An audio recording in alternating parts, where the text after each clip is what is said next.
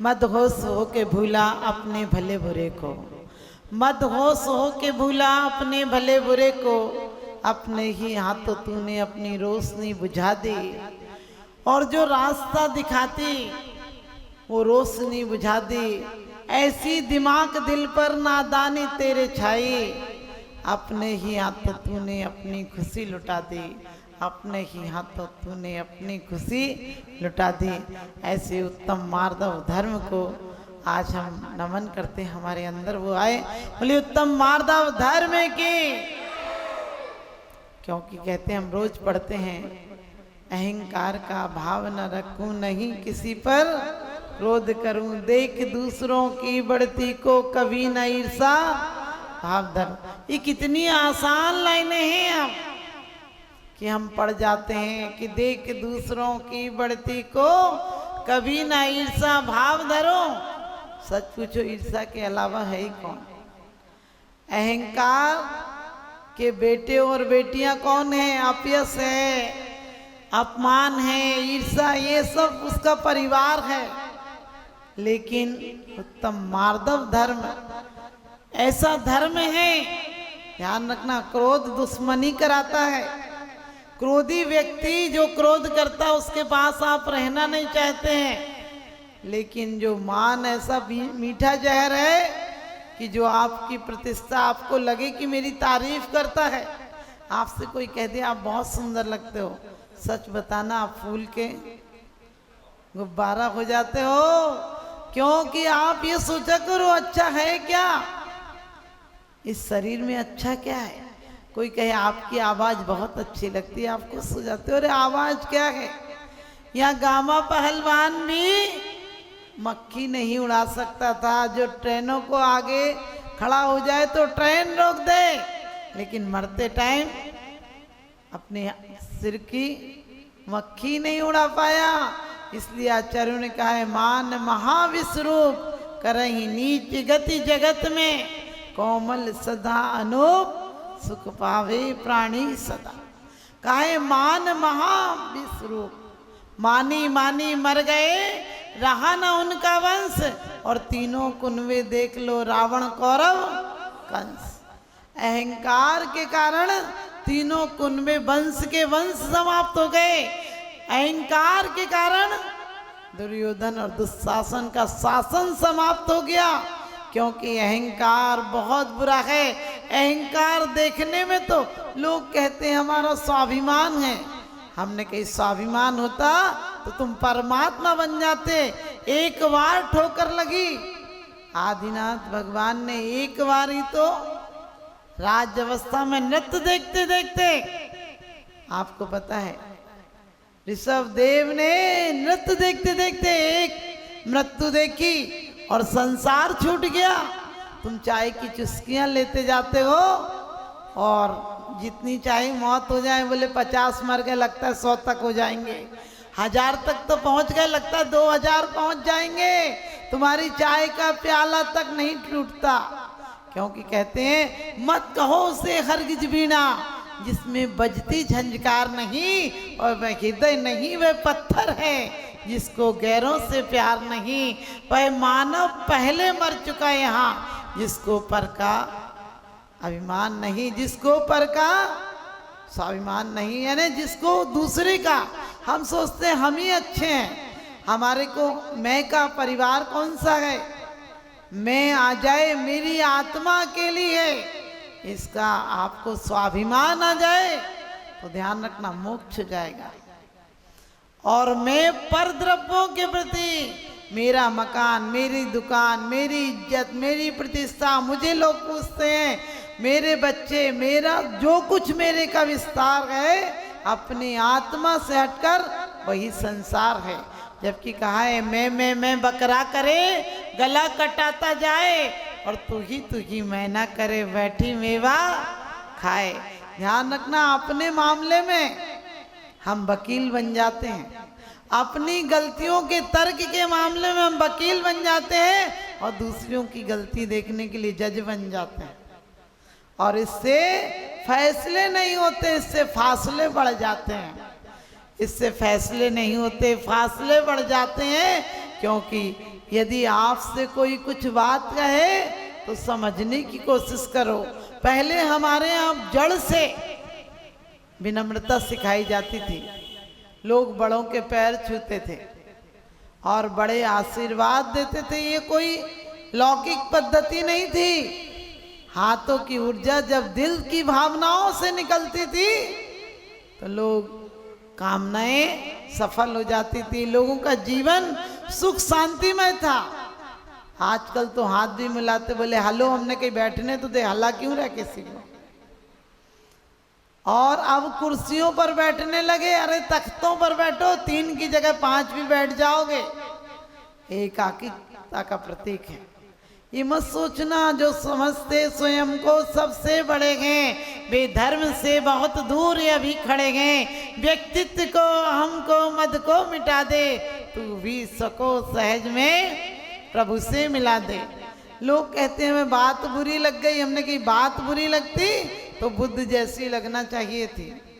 बात बुरी लगती तो सीता जी ने कहा था कि मैं अब तक तो तुमने मुझे निर्दोष को छोड़ा, मैं संसार को दोष युक्त देख चुकी हूँ। लोग कहते हैं रामचंद्र जी मर्यादा पुरुषोत्तम थे। हमने कही मर्यादा पुरुषोत्तम थे। अरे नारी की मर्यादा देखो, जंगल में रहकर धोखे से छुड़वा दी गई। उस समय छुड़वा दी गई नारी, जबकि नारी की विशेष सुरक्षा करना चाहिए थी। एक दासी तो भेजते साथ में, लेकिन तीर्थ यात्रा के बहाने छुड़वा दी गई। क्या था, मेरा अपयश ना फैल जाए, इसलिए नारी को दांव पर लगा दी।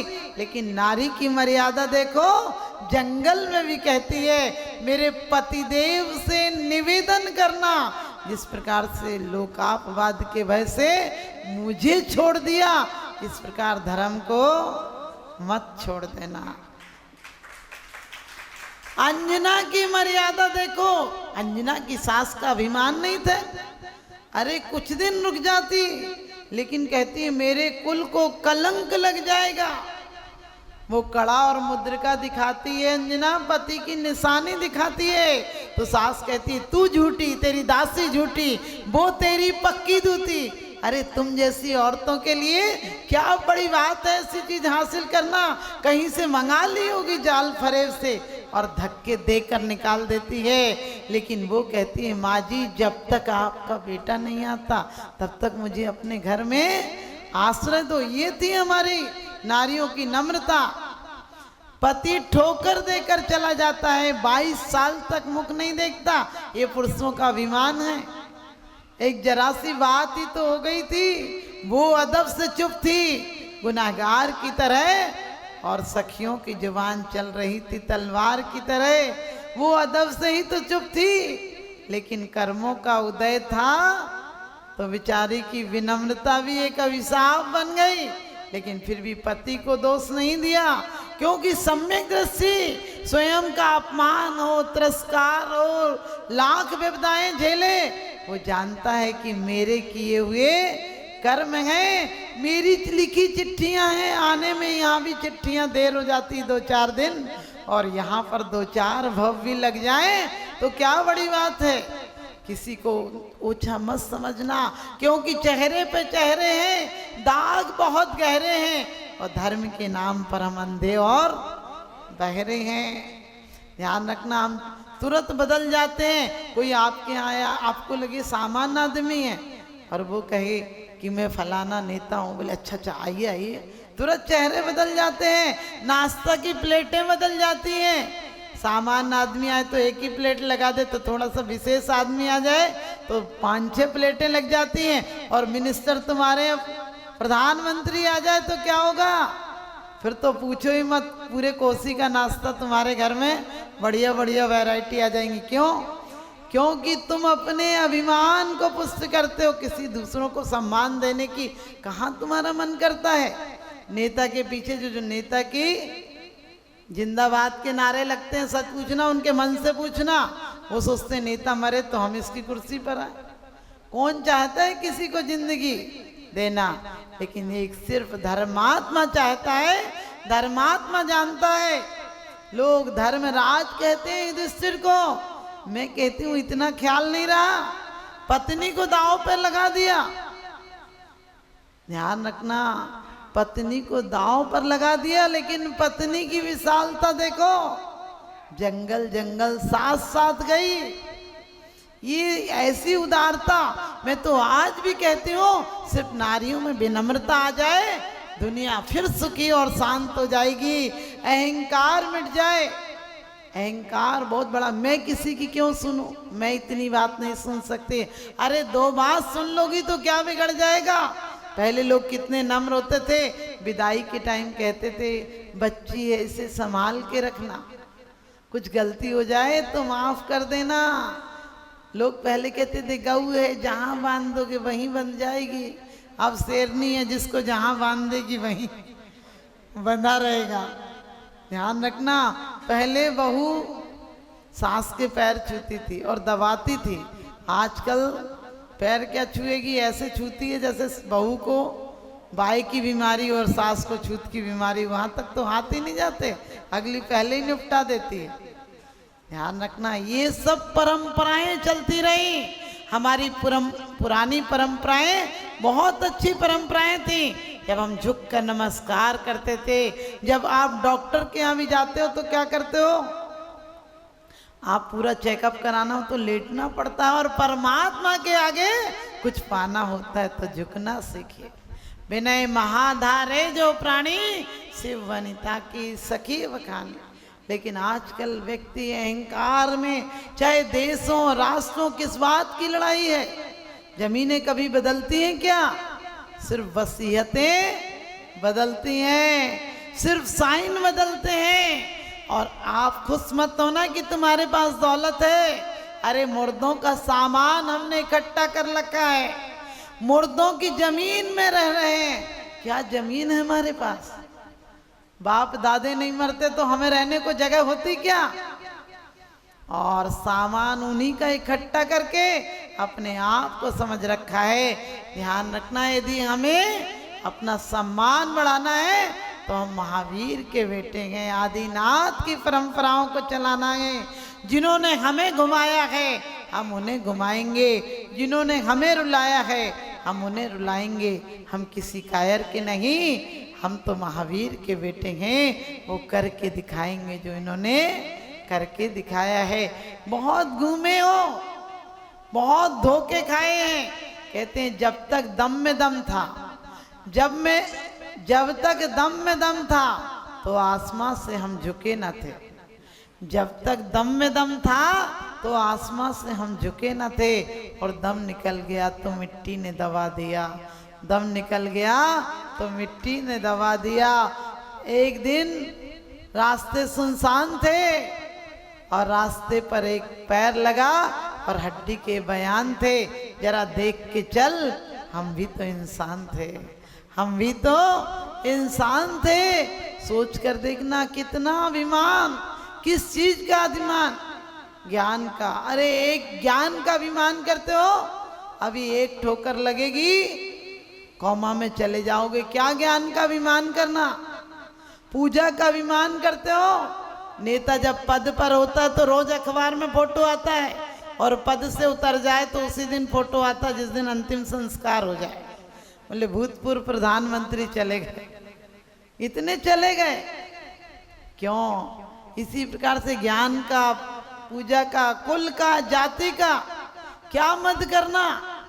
मात पिता रज बीरज मिलकर बनी दे तेरी, कितना सांस है हमारे अंदर, लेकिन फिर भी अभिमान है।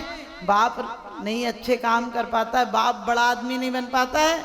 हर बाप सोचता है बाप का काम अधूरा रह जाता है तो सोचता है मैं नहीं कर पाए मेरा बेटा करेगा। आपने सोचा ये बेटे के प्रति उपकार की भावना नहीं है, ये बेटे के प्रति भी आपका अभिमान पुष्टि है कि मैं नहीं कर पाया, मेरा बेटा, मेरा अंश तो रहेगा। अरे मेरा अंश नहीं रहेगा, हम तो तीर्थंकरों के वंश के हैं। लोग कहते हैं बेटा रहेगा तो नाम चलेगा। हमने कहा क्यों, बेटियों से नाम नहीं चलता है क्या। अरे बेटियां तो वो नाम चलाती हैं कि सीता के नाम से आज जनक पहचाने जाते हैं तो अंजना के नाम से राजा महेंद्र पहचाने जाते हैं, और मैना के नाम से बहुपाल पहचाने जाते हैं। आप ध्यान रखना, बेटियां अच्छी हो तो बाप का नाम कर देती हैं, बेटा से बेटी भली जो कुलवंती होए, और नाम कमावे माई बाप को देसी बड़ाई होए। आप अपनी बच्चियों को वो संस्कार दो जो झुकना सीखें। आज बच्चियों को आप लोगों ने वो संस्कार दिए जो कि परिवार में जाकर दिक्कत होती है। और किसी की बेटी आए तो भी अभिमान, मतलब मैं ना पहनती ऐसी साड़ी, मैं काय को लाइए, रहने दे दियो वापस। ऐसा मत करो। यदि बुढ़ापा सुधारना चाहते हो तो कुछ प्रेम दो और कुछ प्रेम लो, झुकना सीखो।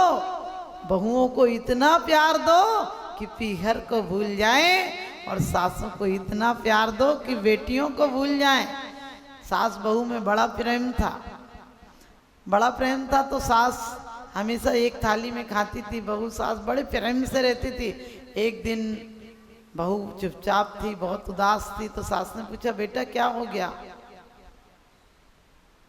उसने कहा, मम्मी जी कुछ नहीं, ऐसे। बोले, बता बेटा, तुझे मेरी कसम है, क्या हो गया, तू आज क्यों नाराज है? बोली, मम्मी जी आपने चाची जी से क्यों कहा था कि दीदी तो मिठाई है, दीदी तो चीनी है और मैं नमक हूँ? बोले, बेटा सच कहा था, मैंने कहा था। बोले, मैंने आपके लिए ऐसा क्या कर दिया कि मैं नमक हो गई और दीदी चीनी हो गई, ननद चीनी हो गई? तो उसने कहा, बेटा सच बात तो ये है कि नमक के बिना एक दिन नहीं चलता है, और चीनी तो चाहे 8-10 दिन नहीं खाओ तो भी चल जाता है। इसलिए ननद के बिना तो चल जाएगा, तेरे बिना नहीं चलेगा। ऐसा प्यार लाओ, तुम्हारे परिवारों में आनंद आ जाएगा। जब कोई सास चाबी लगा के रखती है, बोले मैं कैसे दे दूं मेरा सामान? अरे तुम्हारे मरने के बाद मिलेगा, जीते जी दो दोगी तो गर्मा गर्म रोटी भी मिलेगी। बिल्कुल सूत्र बता रही हूँ। जब पीहर वाले आए बहू के, तो उसको, उनके पीहर वालों को खूब खातिरदारी करो। बोलो, आपकी बेटी बहुत अच्छी है, मेरा तो मन ही नहीं लगेगा इसके बिना, आप मत ले जाओ तो एक आध दिन में वापस भेज देना। ऐसा कह के देखो, तुम्हें बिल्कुल बढ़िया जीवन सुधरेगा। और अपने पीहर में भी जाओ तो आग मत लगाना, क्योंकि आग चिंगारी का काम मत करना। दूसरे के घर चिंगारी फेंकोगे, तुम्हारे घर भी चिंगारी आएगी। हम अपने रूप को देखते हैं, अरे इस रूप को मत देखना। पुरानी, आपको पता, पुरानी हीरोइनों को देख लो आज क्या हालत है, और घर के बुजुर्गों को देख लो, दूर मत जाओ। जो सुंदर रूप जिस पर इतराते हो, उस पर मक्खी भी बैठने से इनकार कर देगी, लोग देखने से इनकार कर देंगे। बुद्धि का, ज्ञान का, पूजा का, कुल का, जाति का इनका मद मत करना, और बल का मत भी मत करना। यदि मलेरिया आ जाए तो तुम्हें 2 जने उठाने वाले चाहिए। यदि स्वाभिमान करना है तो उस परम पद का करना है जिसको आज तक नहीं पाया। क्योंकि कहते हैं, देखते ही देखते दवा वीर, देखते ही देखते दवा पीर बन गई, लाखों के वास्ते तकदीर बन गई। और हमने तो सदियां गुजारी हैं यूं ही पूजा करते करते, हमने तो सदियां गुजारी हैं यूं ही पूजा करते करते। एक ज्योति ऐसी जली आत्मा में विनम्रता की कि महावीर बन गई। एक ज्योति ऐसी जली कि